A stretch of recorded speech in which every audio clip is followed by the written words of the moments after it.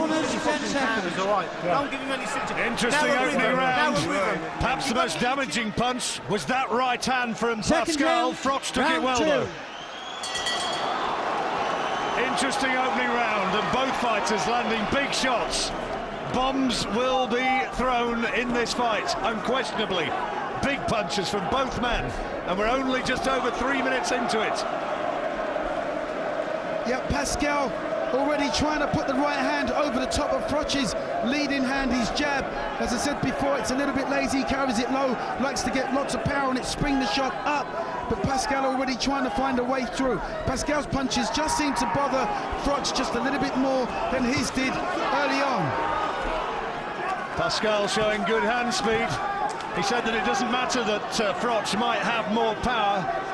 He says, I have more speed, and everything comes from speed. Pascal just getting a little bit too easy, getting through too easy with his right hand on Froch. I just like to see him pull that hand up, because then he can still have the same effect with the jab, but he'll stop the right hands coming through.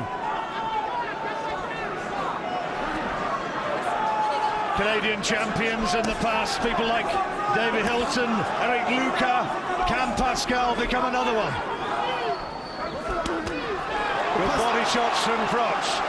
Pascal does no more than blink and takes them well. And his mental strength is absolutely spot on. If you remember Timothy Bradley that was over here recently that defeated Junior Witter, I see a very similar mindset with this young man.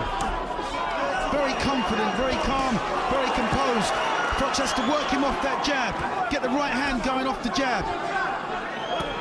The theory in the Froch camp was that Pascal would get wilder as the fight went on, as he got under more pressure. The theory in the Pascal camp was that their man would simply be too fast and outbox Froch and land punches like that right hand. Well, there it is again. I don't understand Froch, because the guy's got every punch in the book. He's fit, he's strong, but he just allows himself to get clipped with that shot. But he's never been down as an amateur or a professional as Froch. Both of them landing heavy shots once more. Froch looking to reassert himself. He knows he's got to take the play away from this kid. Froch, 5 years the older man. Both of them in professional terms, pretty much on a par. Does Froch have the harder punches? Well, make up your own mind as you watch this. Pascal won't believe so, and the Canadian fans watching, I'm sure, won't believe so. Good shots from both in the closing seconds. Big left hand from Pascal as Froch tried to unload to the body. Rich drama in the second round. This one's really taken off. Good round. Chin on your chest, side to side, professional. Mate, come on, don't. Nothing in this fight so far. Both of them landing terrific shots. Who's landing the more purposeful ones? Well, it's anybody's guess. Nothing in it, Duke. Absolutely nothing in it except for one shot right at the end from Pascal. A sweeping left hook, just caught Froch just momentarily as the bell sounded. Difficult one to score. Froch maybe edged the first. How did he score the second, Duke? Yeah, I've got it 1 round each. Exactly 1 round each. First round Froch, second round Pascal. See, Froch isn't going to take him out with one shot. Froch normally has it his own way when he's fighting domestic opposition. And it's turning into a real tear up here in the third round. Froch normally takes out guys with these shots, but he's fighting a world-class performer. Not going to take him out in one shot. Robert McCracken, Froch's coach, was saying, don't just stand there, block these shots, parry them. But he's going to have to work for this one. He's got to get that jab working and put the right hand behind it, then bring the left hook into play. Good left hand from Pascal again. Froch threw it just before that, had thrown a really good, solid, authoritative left-hand lead. His Cornwall wants him to deliver more of those. Both boxers throwing absolute bombs in there, but it's classy stuff. Good shot from Pascal. He's had a considerable amount of success with that right over the top. Quality uppercut from Froch. Great right hand.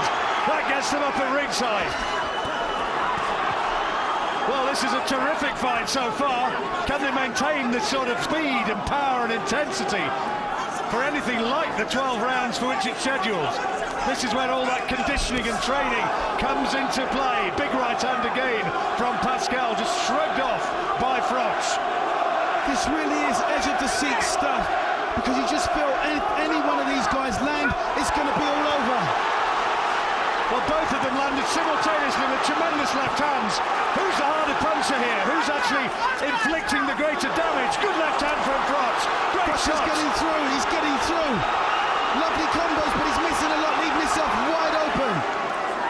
Froch is leaving his chin out to dry when he's landing these shots. He's swinging them in, he's putting everything behind him. Has to have a breather. Takes a lot out of you when you're putting shots like that together. Well, you can see Froch blowing. Pascal was on the receiving end for most of that, but didn't expend too much energy in that exchange. Can he now produce an eye-catching last 30 seconds to the third round? There's that big right hand again. And the other one only just misses him, just for a moment. Froch just looked a little bit groggy there. And Froch wants to hold on by a few seconds. That's Pascal's physical strength, throwing everything behind that punch and trying to get maximum power behind it. Just falling short with the right hand, but there's a big one that went over the top. Big finish from Pascal, maybe. Back comes Froch, though, in the closing seconds of the round. Shrugged his shoulders and said, here, have some more. Don't force it. Come on. Carl, you got to do it, mate. Dramatic fight so far. Pascal's corner saying, work the body. And Froch's trainer, Robert McCracken, just urging his man towards composure. Only 3 rounds gone. What drama already. Well, Froch had the better of that exchange. The harder punches, he got through with. The bigger punches, he got through. But now he's got to regroup, repace, keep his composure, and get back to boxing. Look to put the right hand through. It's a fantastic shot when he throws it. Pascal's right eye is just starting to puff up just ever so slightly. He's already shown that he's got a good chin, though, Pascal. Taking some great shots from Froch, which have many a time put his previous opponents away. Yeah, Pascal a little bit wild, a little bit ragged, as refined as Froch when he puts his combinations together, but the power is good. There it is again, there's another testament to what I just said. His overall power is good. A double jab and a right hand from Pascal. Looking for the right hand again. Maybe the fight will just quieten down a little bit after that almost frenetic opening 3 rounds. That's a good right hand from Froch. Solid rights, landed pretty much on the button, and Pascal took it, but now wants to just hold on for a moment. And Pascal, both eyes just starting to mark up a little bit. There's swelling, I think, around both eyes. Yeah, both boxers fighting on nervous energy, trying to load up with everything they throw. It takes a lot out of you. It's no wonder it's got a little bit scrappy. Haymakers coming in from the outset. Pascal has had only 1 fight this year, back in January. Carl Froch, similarly relatively inactive as he waited for his big opportunity. Oh, terrific right hand from Froch. But didn't he take it well, Pascal? I mean, that was flush. May have just stunned him, though. That's a good left hand from Pascal.